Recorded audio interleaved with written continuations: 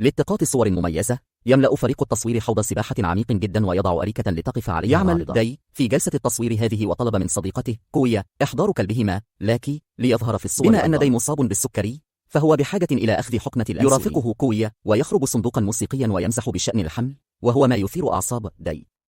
وتستمر جلسة التصوير بشكل طبيعي، ويتضح أن لاكي كان عارضا ممتازا من خلال قيامه بجميع الحيل التي في اليوم التالي يعود دا ولاكي إلى حوض السباحة لتنظيف المكان وإغلاقه لأنه لن يستخدم لفترة من الوقت قبل العمل، ويستريح داي على عوامة بينما يرمي الكرة ليلتقطها لاكي. لا يرى صحيفة على الأرض تحذر الناس من وجود تمساح ضائع في المدينة. أثناء بحثه عن كرته يسمع لاكي ضجيجا غريبا في غرفة الصيانة وينبح عليه.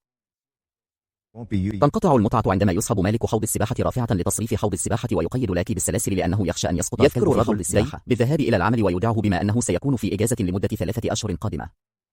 قبل أن يغادر يطلب منه داي أن يطلب له بيتزا، معتقدا أن لديه متسعا من الوقت حتى ينفذ. يستمر داي في الاستراحة على عوامته ويغفو دون قصد.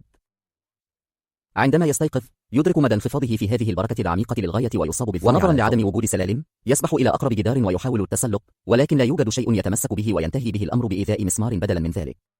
ثم يحاول دا استخدام العوامة للدعم، لكنها زلقة للغاية ويصعب. بعد ذلك يمسك داي بحزام رداءه ويربط نظارته في نهايته ليبدأ في رميها من على حافة المسبح. لقد تمكن من ضرب هاتفه المحمول، لكنه لم يكن قويا بما يكفي. ثم يبدأ داي بالصراخ طلبا للمساعدة، ولكن دون جدوى. في تلك اللحظة يبدأ هاتفه بالرنين والاهتزاز، مما يدفعه ببطء. ينتظر داي ليقوم بالالتقاط، ولكنه يتشتت انتباهه عندما ينزلق لاكي الذي ينبح وينتهي به الأمر معلقا من الحافة من مقوده. يسبح داي اليائس بأسرع ما يمكن ويستخدم العوامة لدفع لاكي لأعلى وينقذه قبل. وهذا يعني أنه ليس موجودا لالتقاط الهاتف عند سقوطه، ومع ذلك لا يزال متصلا بالشاحن، لذا فهو معلق الآن على حائط. يندفع داي مسرعا نحوه لكنه لا يستطيع الوصول إليه تماما، لذا عليه أن يقفز، وبضربة من يده يفصله عن طريق الخطأ ويسقط الهاتف. وبحلول الوقت الذي غاص فيه داي واستعاد الجهاز كان الماء قد كسره بالفعل. بعد ذلك قرر داي أنه بحاجة إلى منع المياه من التصريف أكثر من ذلك، لذا غطس وغطى فتحة التصريف بردائه. وخلال هذه العملية يعلق حزام السلسلة الخاص به في الحبل عن طريق الخطأ. بينما يكافح داي لتحرير نفسه يصل رجل توصيل البيتزا ولا يرى أي شخص. يتصل بمالك المسبح الذي يطلب منه أن يترك البيتزا ويذهب. عندما يتمكن داي أخيرا من فصل السلسلة يعاود الظهور ويطلب المساعدة، لكن رجل التوصيل يغادر على دراجته الهوائية وضجيج المحرك لا يسمح له بسماع أي شيء. وبما أنه ليس لديه ما يفعله سوى انتظار المساعدة يركب داي على عوامته ليستريح وينام. بعد لحظات تأتي كوي وتعتقد أن داي تستمتع بوقتها فتقرر الانضمام إليه. تصعد إلى المنصة وتحاول القفز، إلا أنها تنزلق وترتطم برأسها في طريقها. أيقظ نباح لاكي داي من نباحه فسبح على الفور لإنقاذ صديقته المغمى عليها. ثم يستعيد داي رداءه ليغطي الجرح ويضع كوي على العوامة بينما يصرخ طالبا المساعدة. عندما يحل الليل يكون مستوى الماء منخفضا جدا لدرجة أن يستطيع داي الوقوف على قدميه. يتفقد إصابة كوي ويقلق لأنه لا يزال ينزف. وفجأة يتردد صدى ضجيج في مكان قريب ويبدأ لاكي بالنباح بجنون. كان التمساح المفقود مختبئا في غرفة الصيانة وها هو يخرج. يراها داي ويحاول أن يخبر لاكي أن يلتزم الصمت، لكن الكلب لا يتوقف عن النباح ويبدأ التمساح في التحرك. ومع ذلك ينتهي به الأمر بالانزلاق والسقوط في حوض السباحة أيضا. ينظر داي المذعور إلى ما تحت الماء ويحاول مراقبة الوحش. عندما يشعر به يسبح بالقرب من ساقيه يخطو داي فوق الأريكة ليكتسب بعض الارتفاع، ثم يصرخ في لاكي ويلوم لاكي على استدراج التمساح إلى حوض السباحة. في الصباح لم يعد هناك المزيد من الماء في حوض السباحة. التمساح نائم ولا يزال كوي فاقدا للوعي. لاحظت داي شيئا في جيبها وصدمت عندما وجدت اختبار حمل إيجابي. من الصعب تقبل الخبر، لكنه لا يزال يعد كوي بأن كل شيء سيكون على. ثم يتفقد جرحها ويلاحظ أنه لا يزال ينزف. يبحث عن شيء يمكن أن يساعده ويكتشف وجود لفافة شريط لاصق عالق في فم التمساح. يتحرك بحذر شديد، يقترب داي بحذر شديد من الحيوان وينبح لاكي في وجهه كتحذير. ولحسن الحظ لا يستيقظ التمساح ويقنع داي لاكي بأن يصمت قبل أن يحاول. عندما يصل داي إلى الفم ويمسك بالشريط اللاصق يستيقظ التمساح ويحاول عضه، لكن داي يبتعد عن الطريق في الوقت المناسب. ثم يركض عائدا إلى كوي ويلصق قطعة من ردائه على جرحها لإيقاف النزيف. وبفضل الدلو الذي كان في قاع الحوض كان لدى داي بعض الماء ويسقط القليل منه في فم كوي. عندما يصرف التمساح انتباهه يحاول داي فتح فتحة التصريف، ولكن مهما استخدم من قوة لا يتزحزح الغطاء. يعود إلى كوي ويكتشف أن قلادتها عبارة عن شفرة حلاقة فيأخذها. عندما استدار داي كان التمساح يستريح فوق فتحة التهوية. بدأ يلوح بالشريط اللاصق كصوت ليضرب به رأس الحيوان من بعيد، وفي البداية لم ينزعج التمساح في البداية، لكنه في النهاية ابتعد عندما ويمكنه الآن استخدام الشفرة كمفك براغي لسحب جميع المسامير وإزالة الغطاء. وأخيرا عند إلقاء نظرة في الداخل تكشف الحفرة عن بعض الأنفاق ويتساءل داي عما ثم يذهب الاثنان على كوي فيستغل التمساح الفرصة للاختباء في الأنفاق. يلاحظ داي ذلك ويجلس بجوار فتحة التهوية في انتظار عودة التمساح، ولكن لم يحدث شيء. في وقت لاحق يعيد داي النظر في أفكاره يصرخ طلبا للمساعدة ويحاول التسلق ويحاول تشغيل الهاتف، ولكن لا شيء يعمل. يزداد ظفره المصاب سوءا لذا يقوم داي بسحب الإصبع المكسور بأسنانه بشكل مؤلم قبل أن يغطي إصبعه. في المرة التالية التي يتفقد فيها كوي كانت تحترق من الحمى، لذا قرر المخاطرة والصعود إلى النفق. وبينما يزحف داي حوله يمكنه سماع صوت التمساح بالقرب منه، ولكن لا يبدو أنه في نهاية النفق يجد غطاء آخر يزيله ليدخل منطقة صغيرة ذات سلالم. يصعد على الفور ليجد غطاء آخر يغطي المخرج وهو مغلق من الخارج. يبدأ داي بالصراخ طلبا للمساعدة ويقاطعه لاكي بالنباح. ينظر إلى أعلى فير في المرآة أن التمساح قد عاد إلى حوض السباحة ليذهب خلف كوي. وعندما يصبح الحيوان بين ساقي كوي يعود دا ويمسكه من ذيله ليلقيه، ثم يلتقط عصا ويتصرف كدرع لصديقته حتى يبتعد التمساح. في تلك اللحظة تستيقظ كوي ويساعدها داي على الجلوس بينما يخبرها بما حدث، بما في ذلك أنه يعلم، وهو يفكر في محادثة أجراها مع أحد أصدقائه أوضح له خلالها أنه إذا حملت كوي فسيطلب منها إنهاء الحمل لأنهما لا يستطيعان تحمل نفقات الطفل. وقد ذكره صديقه بأن إنهاء العلاقة غير قانوني وخطير. في الحاضر يعانق كوي لكنه لا يقول أي شيء. في الليل تدفع الرياح كوبا مع بعض الخيوط فوق حافة الحوض فيلتقطه داي بسرعة. يستريح كوي الآن على الأريكة من جلسة التصوير ويمسك بالطرف الآخر من الخيط الذي يحتوي على كوبثان. يستخدمونه للدردشة كما يفعل الأطفال، ويذكره كوي بعدم الاستسلام لأنه يجب عليه. وتقول أيضا إنها جائعة، ويتساءل داي عما إذا كان كلبهم جائعا مثلهم.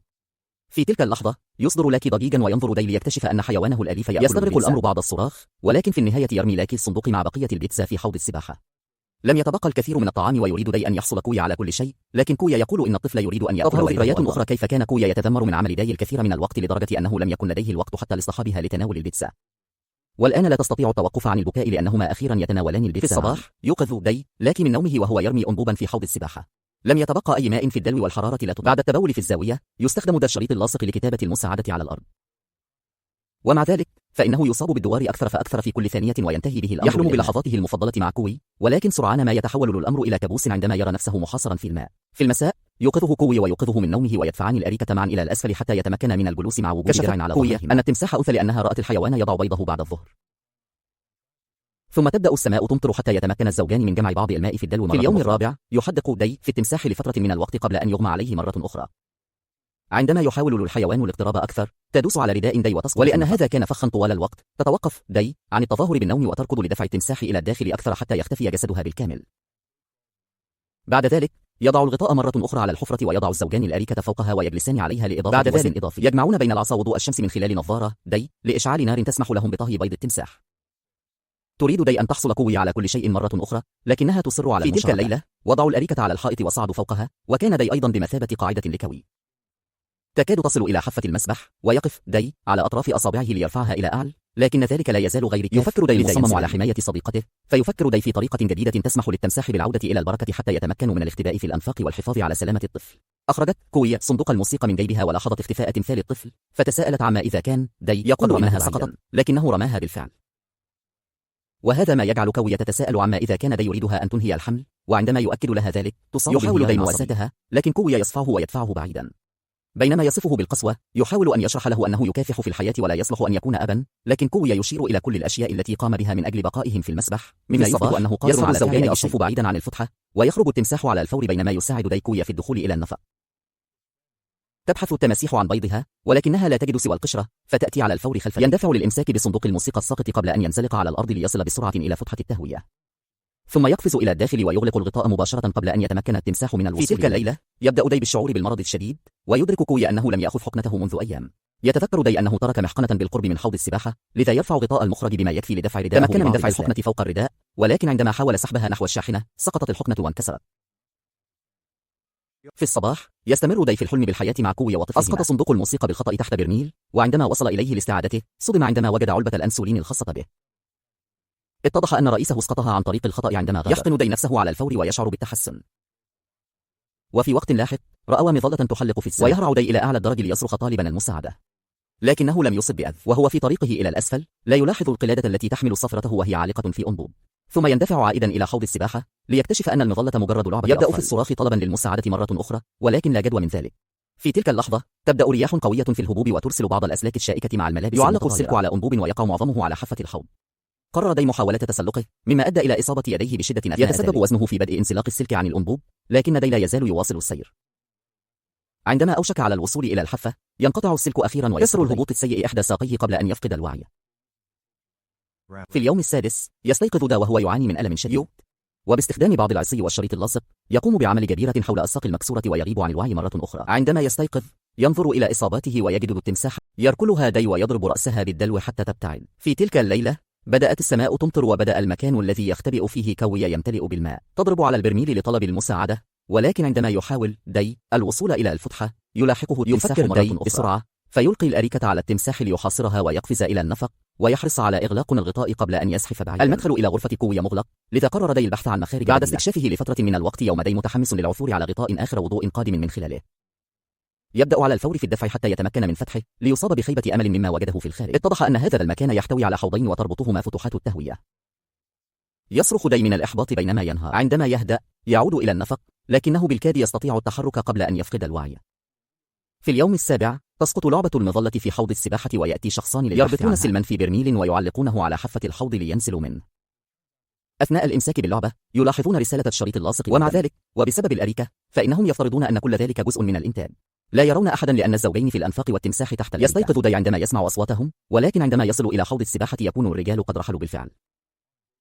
على الأقل تركوا السلم، ولكن عندما حاول التحرك خرج التمساح ليعيق طريقه. بما أنها تمطر مرة أخرى يرتفع منسوب المياه في غرفة كوي بسرعة، لكنها لا تستطيع المغادرة لأن البرميل عالق في المغامرة. يخلع دي قميصه ويربطه حول يده قبل أن يفعل الشيء نفسه مع بعض الأسلاك، وعندما يتراجع يتعثر بالدلو ويسقط، مما يسمح للتمساح بالإمساك بساقه مرة أخرى. يركلها عدة مرات ليدفعها بعيدا، ثم يجلس فوقها ويبدأ بضربها باليد السلكية.